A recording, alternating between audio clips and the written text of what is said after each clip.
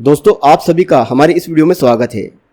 दोस्तों हम जब माइक्रोसॉफ्ट वर्ड को ओपन करते हैं तो आप यहाँ पर देख सकते हैं कि हमें यहाँ पर ऊपर जो टैब दिखाई दे रही है वो हमें केवल यहाँ पर व्यू तक ही दिखाई देती है। लेकिन दोस्तों हम यहाँ पर जब किसी भी टेबल को इंसर्ट कर लेते हैं तो यहाँ पर हमारे सामने दो टैब और आ जाती है, डिज़ाइन टैब और लेआउट टैब। तो दोस्तों आज के हमारे इस वीडियो में हम यहाँ पर डिज़ाइन टैब के टेबल स्टाइल ऑप्शन को समझने वाले हैं कि आखिरकार किसी भी टेबल में इन सभी ऑप्शन को यहाँ पर कैसे यूज़ किया जाता है। तो दोस्तों इन्हें हम यहाँ पर हमारे आज के इस वीडियो में जानने वाले हैं, तो इसलिए आज का हमारा वीडियो आपके लिए बहुत ही ज़्यादा खास होने वाला है, इसलिए बिना स्किप किए इस वीडियो को लास्ट तक जरूर देखें।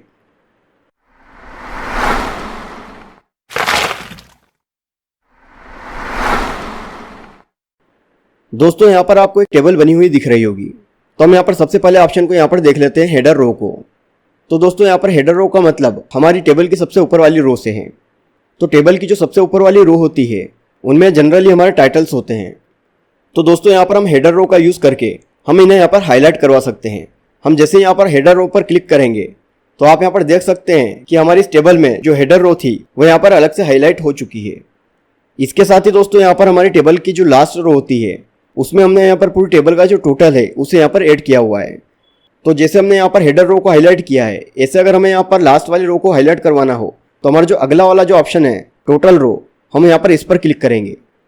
हम जैसे ही टोटल रो पर यहाँ पर क्लिक करते हैं तो आप यहाँ पर देख सकते हैं कि हमारी जो लास्ट वाली रो थी वह भी यहाँ पर हाईलाइट हो चुकी है।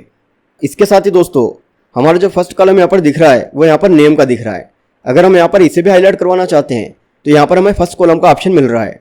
हम यहाँ पर जैसे ही फर्स्ट कॉलम पर क्लिक करते हैं तो आप यहाँ पर देख सकते हैं टेबल में यहाँ पर हमारा फर्स्ट कॉलम भी हाईलाइट हो चुका है। और इसके साथ दोस्तों यहाँ पर हमें लास्ट में भी टोटल का ऑप्शन मिल रहा है। तो अगर हम यहाँ पर यह चाहते हैं कि इस टेबल का लास्ट वाला कॉलम भी यहाँ पर हाईलाइट हो जाए तो दोस्तों इसके लिए हमारे पास यहाँ पर लास्ट कॉलम का ऑप्शन मिलता है। हम जैसे इस पर क्लिक करते हैं तो यहाँ पर हमारी टेबल का जो लास्ट कॉलम है वह भी यहाँ पर हाईलाइट हो जाता है। अब दोस्तों इसके बाद यहाँ पर दो ऑप्शन हमारे सामने आ रहे हैं, यहाँ पर बेंडेड रोज और बेंडेड कॉलम का। तो आखिरकार इनका क्या यूज़ है? तो दोस्तों इन्हें समझने के लिए हम यहाँ पर पहले इन्हें हटा देते हैं। तो आप देख सकते हैं कि हमारे यहाँ पर जितनी भी रो हैं वो सब एक जैसी यहाँ पर दिखाई दे रही है। अगर हम यहाँ पर ऐसा चाहते हैं कि हमारे यहाँ पर हर रो दूसरी रो से यहाँ पर डिफरेंट दिखे तो उसके लिए हम यहाँ पर बेंडेड रो पर क्लिक कर देंगे। तो आप यहाँ पर देख सकते हैं कि फर्स्ट रो हमारे यहाँ पर अलग कलर में दिख रही है, सेकेंड रो का कलर यहाँ पर कुछ अलग है। तो यहाँ पर आप देख सकते हैं कि यहाँ पर अल्टरनेट हमारी जो रो है उनका कलर यहाँ पर चेंज हो रहा है, इसे यहाँ पर बेंडेड रो कहते हैं।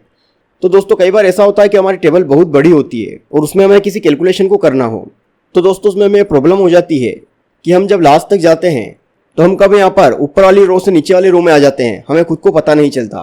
तो उसमें हमारे कैलकुलेशन में गड़बड़ होने के चांस रहते हैं। तो दोस्तों इस प्रॉब्लम को यहाँ पर सोल्व करने के लिए यहाँ पर जो बेंडेड रो ऑप्शन है हम उसका यूज़ करते हैं।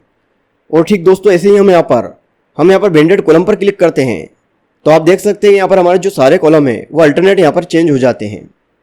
तो दोस्तों इस तरह से हम यहाँ पर इन 6 ऑप्शन का यूज़ करके और हमारे टेबल को यहाँ पर अट्रैक्टिव बना सकते हैं। दोस्तों अगर आपको हमारा वीडियो पसंद आया हो तो हमें सपोर्ट करने के लिए इस वीडियो को लाइक और हमारे इस चैनल को सब्सक्राइब जरूर कीजिए ताकि हमारे ऐसे आने वाले सभी वीडियोस की जानकारी सबसे पहले आप तक पहुंच सके।